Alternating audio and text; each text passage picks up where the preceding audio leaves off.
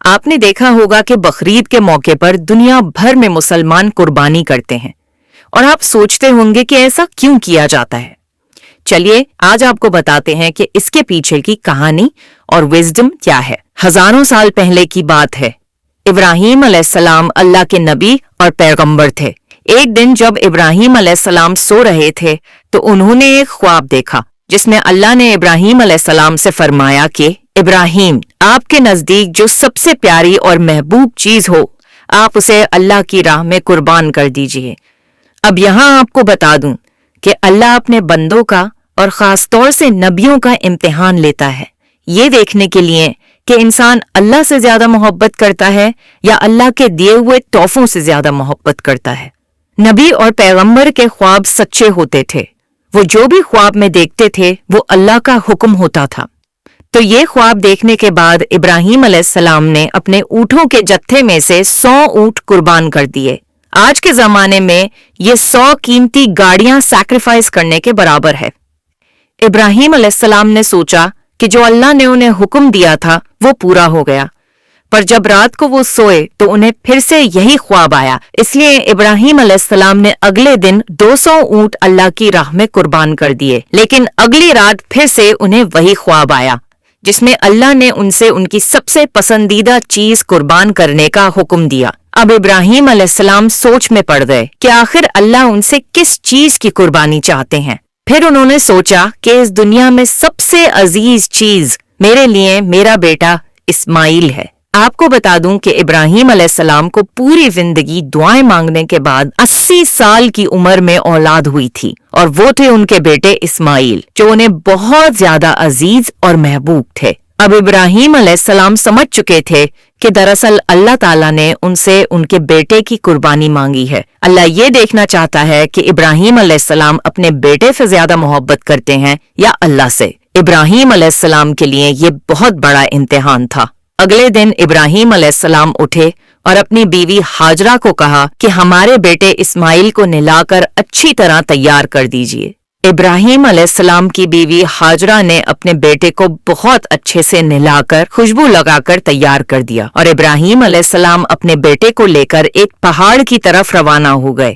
ابراہیم علیہ السلام یہ تکلیف بھرا فیصلہ کر چکے تھے کہ وہ اپنے بیٹے کی قربانی دیں گے، پر شیطان کو کیسے منظور ہوتا کہ کوئی اللہ کی اطاعت کرے، تو شیطان بھی اپنے کام پر لگ گیا۔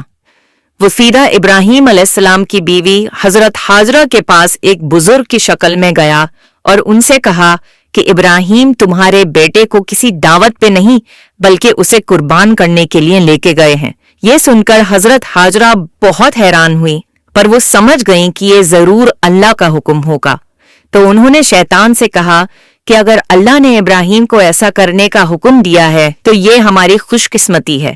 یہ تو میرا ایک بیٹا ہے، اگر میرے اسماعیل جیسے 1000 بیٹے بھی ہوتے تو میں خوشی خوشی انہیں اللہ کی راہ میں قربان کر دیتی۔ سوچئے ایک ماں کے لیے یہ کہنا کتنی بڑی بات ہے۔ جب شیطان حضرت ہاجرہ کو بھڑکانے میں ناکام ہو گیا تو سیدھے ان کے بیٹے اسماعیل علیہ السلام کے پاس گیا اور کہنے لگا کہ تمہارے بابا تمہیں کسی دعوت میں نہیں بلکہ تمہیں مارنے کے لیے لے کے جا رہے ہیں۔ جواب میں اسماعیل علیہ السلام نے کہا کہ اگر یہ اللہ کا حکم ہے تو میرے لیے اس سے بڑی کیا خوش نصیبی کی بات ہے کہ میں اللہ کی راہ میں قربان ہو جاؤں۔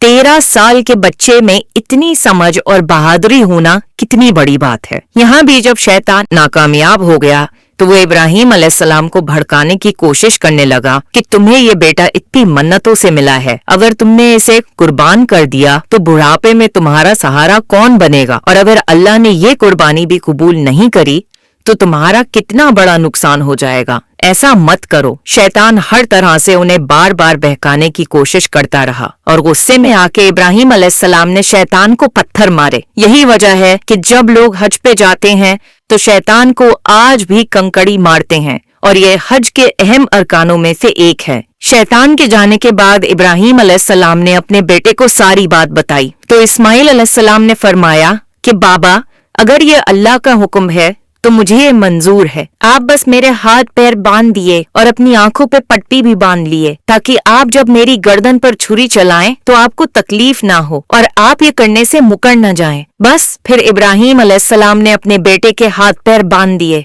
और अपनी आंखों पर पट्टी भी बांध ली, और जब उन्होंने इस्माइल अलैहिस्सलाम की गर्दन पर छुरी चलाई तो एक जानवर की आवाज सुनकर वो हैरान हो गए। उन्होंने जब आंखों से पट्टी खोली तो एक दुम्बा जुबा हुआ था और इस्माइल अलैहिस्सलाम उनके पास खड़े मुस्कुरा रहे थे। तब आसमान से अल्लाह ने इब्राहिम अलैहिस्सलाम से फरमाया, इब्राहिम, आप इस इम्तिहान में कामयाब हो गए। हमने आपकी ये कुर्बानी कबूल की।